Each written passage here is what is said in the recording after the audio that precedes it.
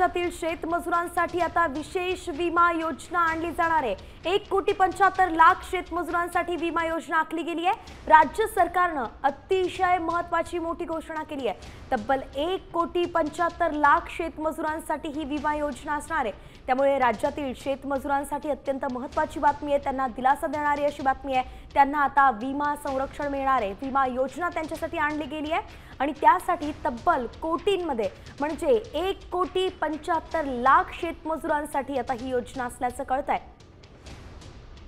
राज्य सरकारचा अतिशय मोठा निर्णय आपण पाहू शकतो। पावसाळी अधिवेशन सुरू आहे आणि त्या दरम्यान एक मोठा निर्णय शेतमजुरांसाठी घेण्यात आलेला आहे। त्यांना आता विमा संरक्षण मिळणार आहे आणि याचा फायदा तब्बल 1,75,00,000 शेतमजुरांना होणार आहे। या सर्वांसाठीच विशेष विमा योजना राज्य सरकारने आता आणलेली आहे।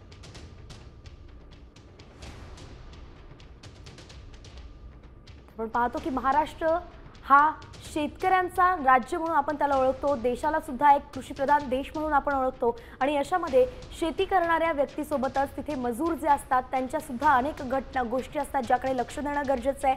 याच शेतमजुरांसाठी आता विमा योजना आणली गेलेली आहे। त्यांना आता विमा संरक्षण मिळणार असल्याचं राज्य सरकारने म्हटलंय।